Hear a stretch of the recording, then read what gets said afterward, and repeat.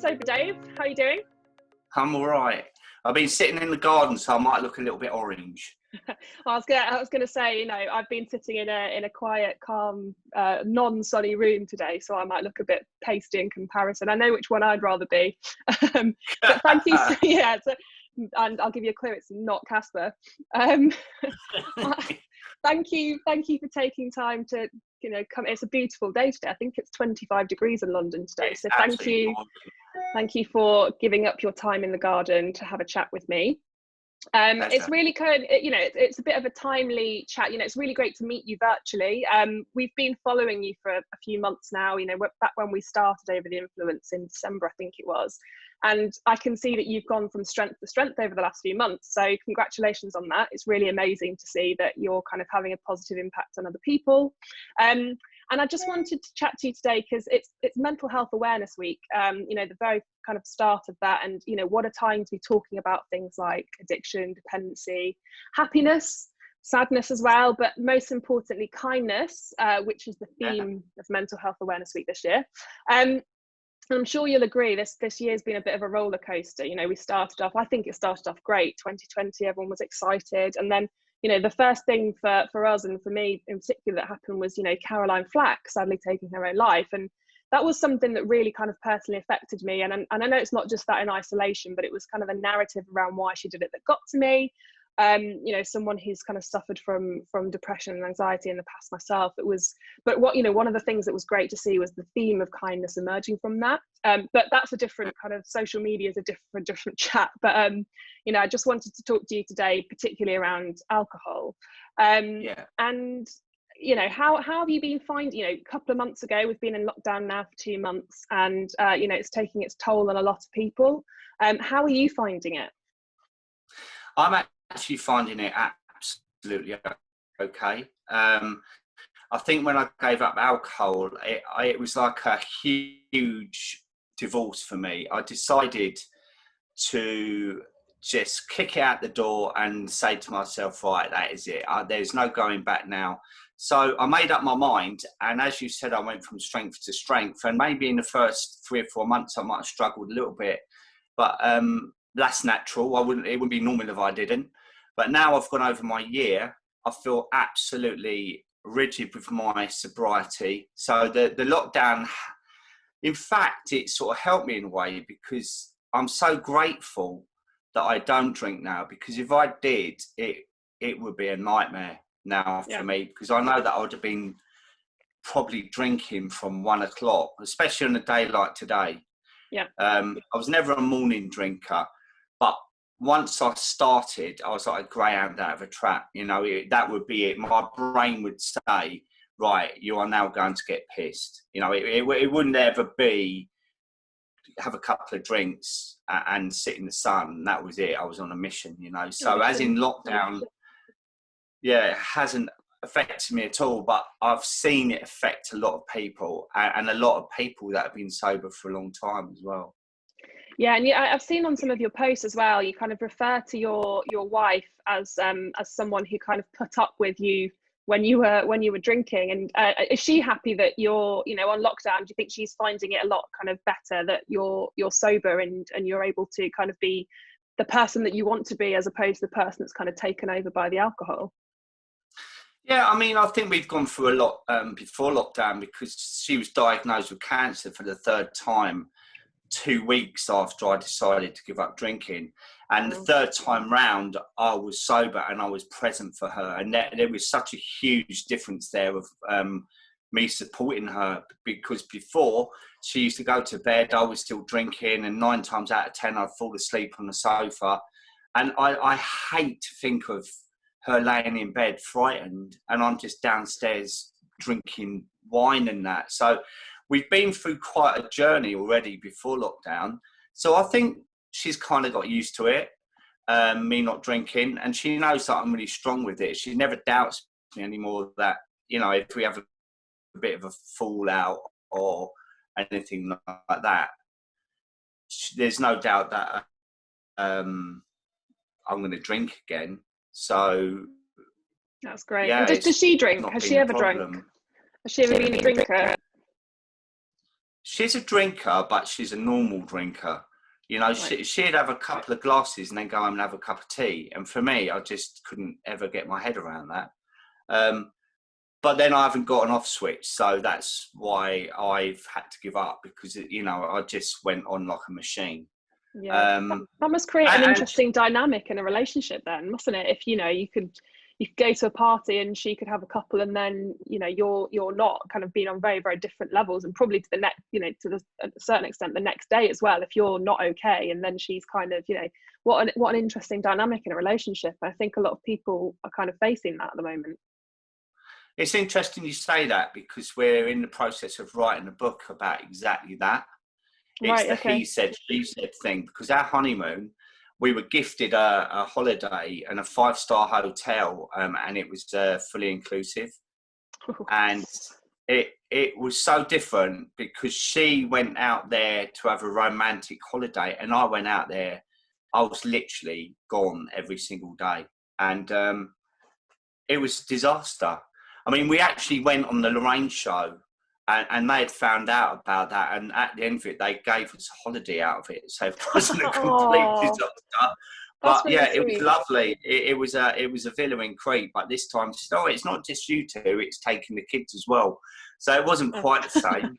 But yeah, it was. Yeah, the dynamic was terrible, and that's what we're going to write about, because it's seeing a situation in a completely different way, you know, for Yeah. her.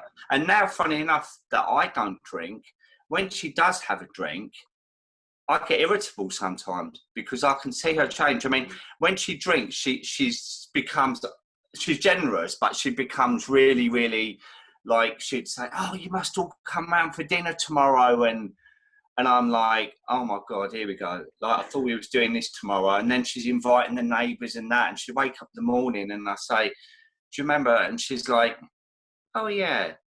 She's not like me that wouldn't remember anything. She'll remember, but she realised that it's because she's had a couple of 3 glasses, that is, you Then know. So it's sort of regret it. interesting.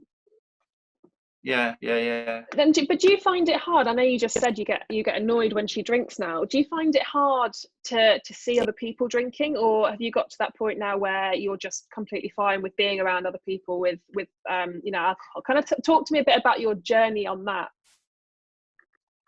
Yeah, I mean, at first I found it hard, because it's like waving something in front of someone's face, you know. I remember there was one time that a friend of Em's came round and I was sitting in the middle. Her friend was there, friend there, and she was leaning over me, pouring the glass. And I was like, really? You know, and I sort of fell out with her over that. But to be fair now, it doesn't bother me. I've literally, if I could tell you that I never ever think about it anymore, that's the truth. That's amazing. Um, but I think I've got that sort of mindset. Once I make my mind up with something, I'm like, I gave up smoking 16 years ago. I don't tell me off for litter, but I threw my cigarettes out the window of the van. I thought, I've had enough of this, and went like that. And I've never had a cigarette since. And that's how Wow. I work, which is handy, really. All or nothing, maybe. Well, Yeah. yeah, no, it's Yeah, but very that's what handy. drinking is. But Yeah. that's what drinking is. Most people that have got a drink issue are all or nothing people.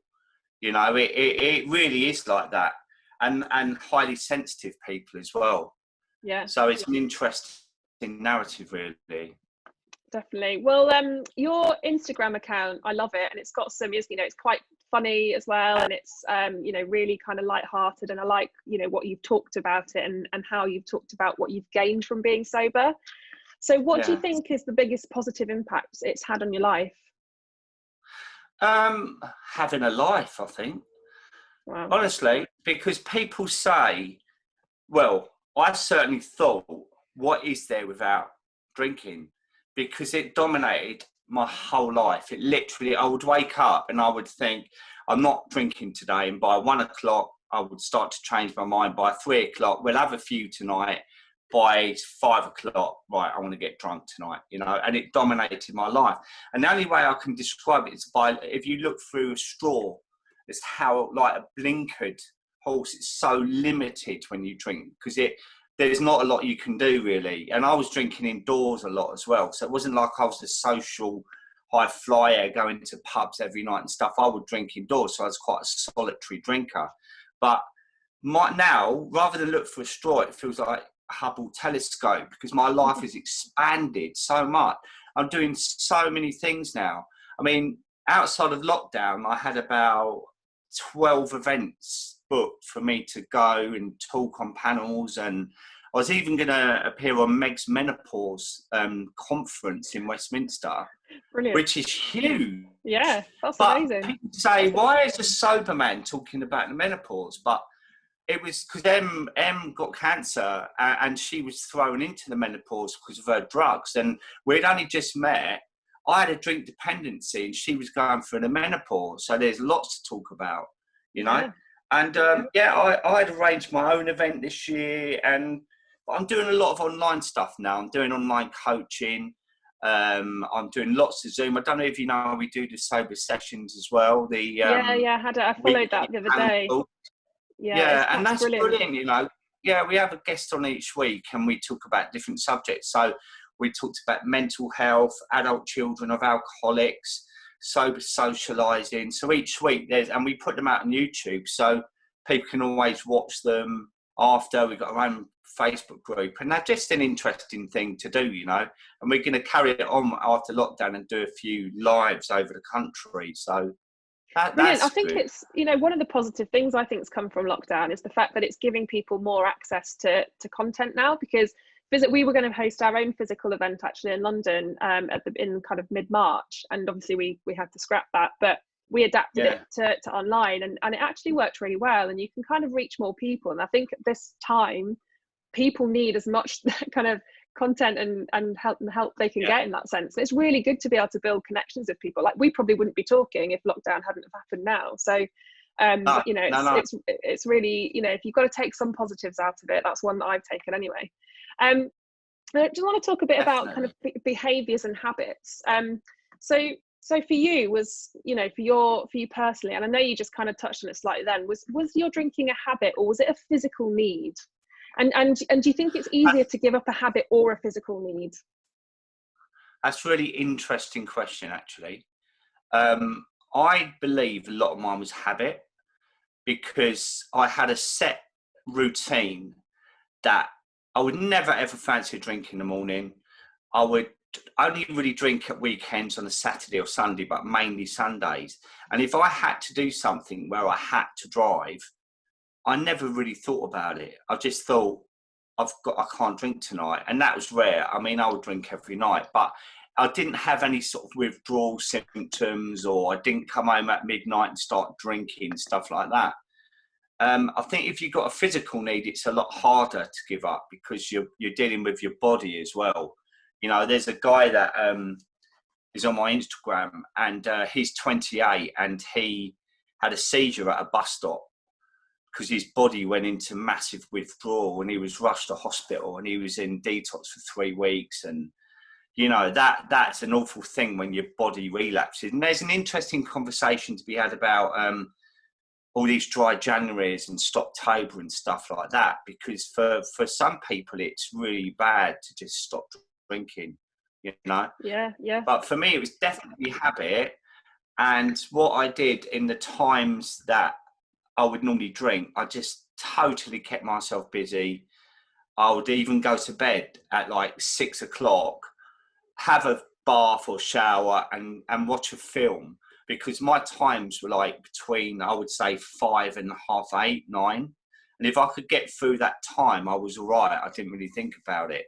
And it didn't take me that long to really break it. And then all I had to do after that is deal with the craving side, which hit me randomly. You know, it would be out of the blue. It'd be like, oh, I could really kill a few beers now.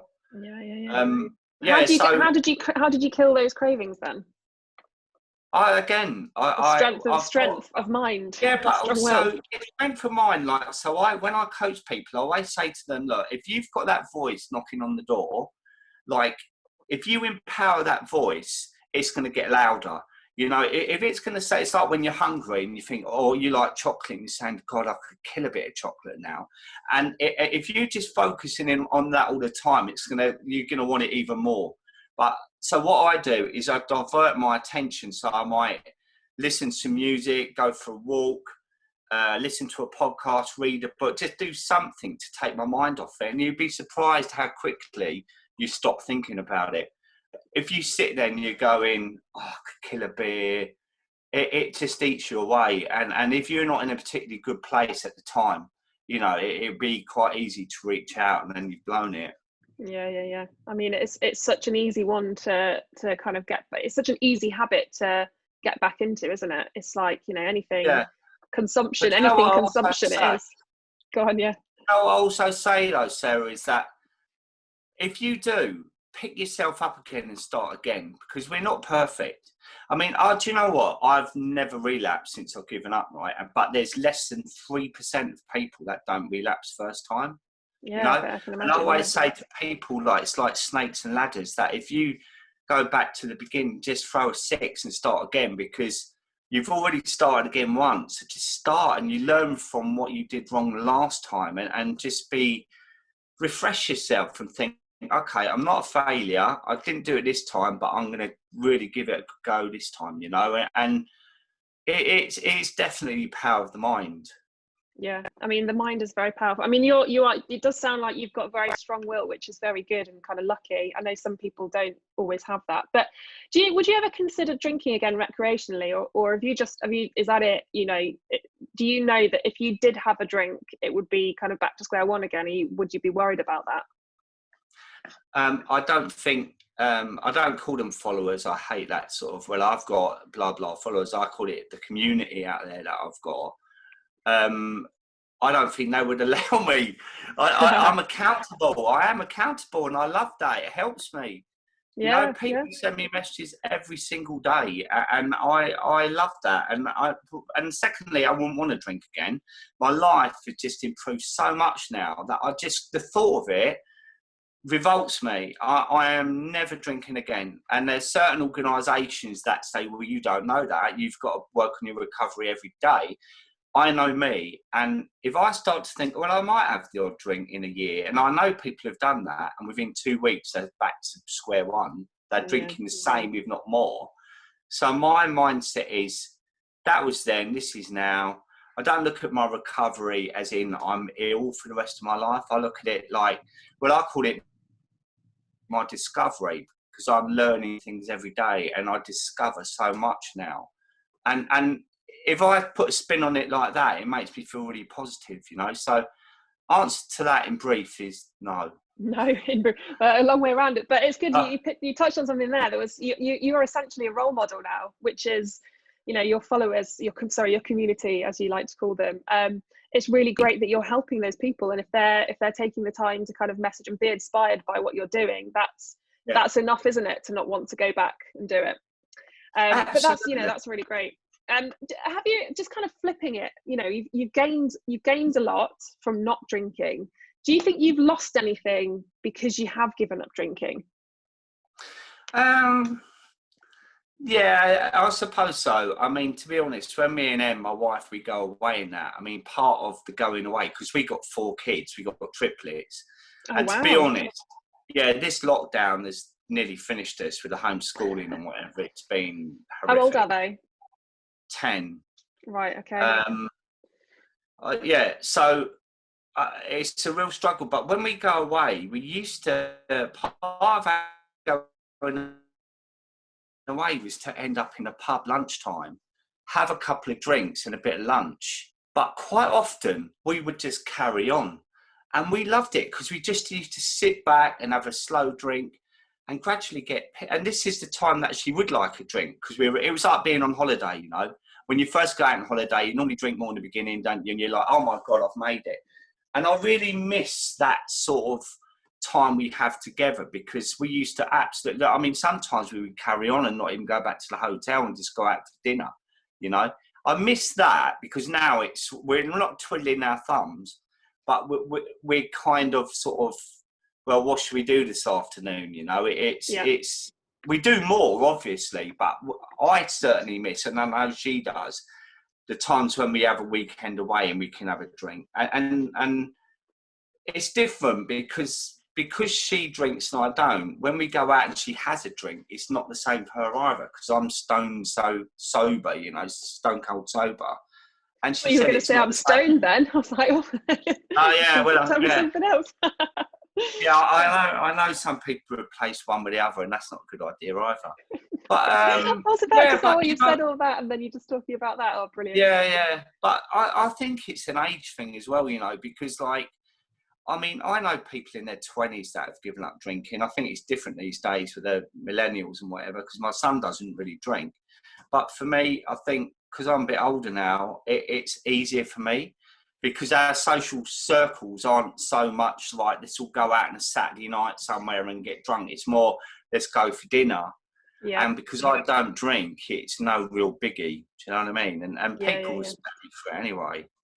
Yeah, it's good. I think that has changed, though. I think, you know, even a few years ago, there was definitely a stigma attached to the person not drinking on a night out. And I think now it's definitely a lot better than it was. But that's because the conversation's been had, and people like yourself actually are coming out and kind of sharing their experiences, and people are relating to it. And it's, you know, people aren't, you know, a lot of, as you said, like the younger generations aren't drinking as much. I think that's a really positive thing. I actually think they probably part of that is what I call the Instagram culture. They're so kind of, you know, wanting to kind of look good, because they're always, you know, everybody's always in the spotlight these days. It wasn't the same when we were growing up, I guess. You know, what did you do? You went to the pub, you got drunk. Whereas now it's a bit different. It's more of a kind of fitness culture, which is really positive.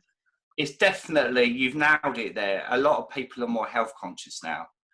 And I was talking to a guy at the Mindful Drinking Festival. He's got his own brand of non-alcoholic drink. And he said, we're literally at the bottom of the hockey stick when it comes to sobriety. He says in 5 years, it will literally, a bit like smoking now.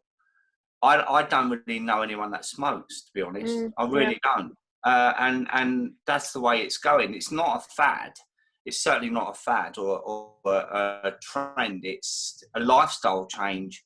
And a lot of people are going along with that now. And I think hopefully people like myself, when I talk about the benefits, and I don't, as you know, I don't always talk about, you know, I say the truth, how it is along the way in that. But the benefits are ridiculous. I mean, my blood pressure was so bad, the doctor put me on an emergency prescription to get it down, and now it's perfect. It's 125 over 80. Do you know what I mean? And it was 175 over 113 when I was drinking. You know, that's heart attack material. Yeah. That alone is crazy. You know. Yeah, and also the other effects. You just said that. Have you ever read a book called Why We Sleep?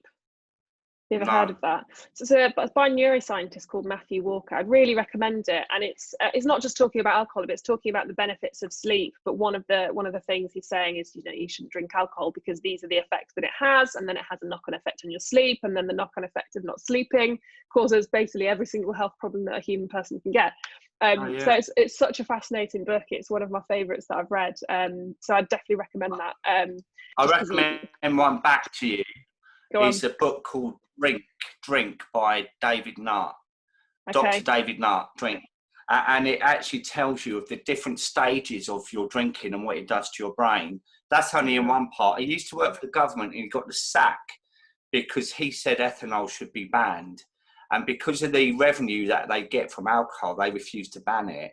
And he decided to write this book, and it's fascinating about what happens to your brain after 1 glass, 2 glasses, 3, and then when you start to slur and then start to have memory loss. And it's a really brilliant book to read, so you actually know what it's doing to your body and your brain, rather than just, you know, I'm getting drunk, that's not good. You actually learn the science behind it. Yeah, it's educated. That's why I like Why We Sleep, because it's very kind of scientific for people like me who don't talk in science language, basically. But yeah, that's a good recommendation. Thanks for that. I'll go and check it out. And then just kind of, we've not got too much longer left, but just want to ask a couple more questions. And really the first one is, what, as it's Mental Health Awareness Week, it would be mad if I didn't ask what effect not drinking has had on your mental health. Oh, massive. I mean, my anxiety levels were sky high. You know, waking up with a hangover every morning and having to like take the kids to school and worrying about, I mean, the amount I used to drink, I was probably over the limit in the mornings. I was really, really irritable, and that would last most of the day. I could tell my anxiety levels were sky high. You know, I was on quite a heavy dose of antidepressants and stuff. And when I came off, it wasn't long before I started to feel better. But what you were talking about earlier about the sleep is so important. Because when you've had a drink, you don't sleep properly. And you wake up at 3 a.m. and you're worrying about everything because you've come off of your little buffer, and your brain neurons, they're trying to rebalance themselves and they're struggling. And that's why you go back to sleep at 6 a.m, then the alarm goes off. My relationships improved, the relationship with the kids, I'm more positive, I'm more happy. I could literally have the whole interview on the benefits of me giving up drinking, so we'll have to do that another time. Wow, yeah, brilliant. Yeah, okay, well, that's good to know that there's lots of benefits. And then just the last thing, just to ask you before we go, what advice, if you know, there's kind of one key piece of advice you'd want to give somebody who might be looking at this and is thinking, I'm not sure I can do it, you know, I don't really know how, you know, it's going to be such a massive life change for me. What is the kind of one biggest piece of advice you'd give to those people? Well, I think if you're already having that discussion with yourself, you're already halfway there, you know. And I think, you know, with this community on Instagram, it's so positive. Everyone I know, I've made so many new friends now, are all really, really humble, really genuine, lovely people. And just reach out to us and we can really guide you to the right areas. I mean, I do online coaching. I do single Zoom calls or blocks. I know a guy that does online courses that you can do in your own time. Of course, there's AA. I mean, that didn't work for me, but it works for millions of people. So people like that community. I find men fitting better to the AA community. And just reach out, you know, just don't be afraid. And just, I think once you start to realise that you've got a problem, that's the time you start to need to want to address it and do something about it. Because for me, it went on for a couple of years, and I thought I really kind of wish I'd done something sooner than that. But I got there in the end. But I just think be open with yourself and your partner and reach out.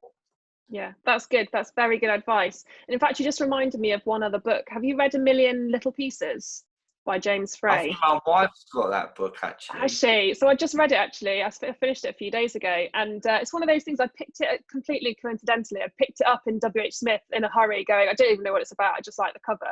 And it's meant to be, it's one of the most famous books in the world, and I didn't even realise it. And it's a guy called James Frey. It was meant to be a memoir about him kind of going through rehab and all that kind of stuff. But it kind of struck me that he was able to just go, no, I don't want to anymore.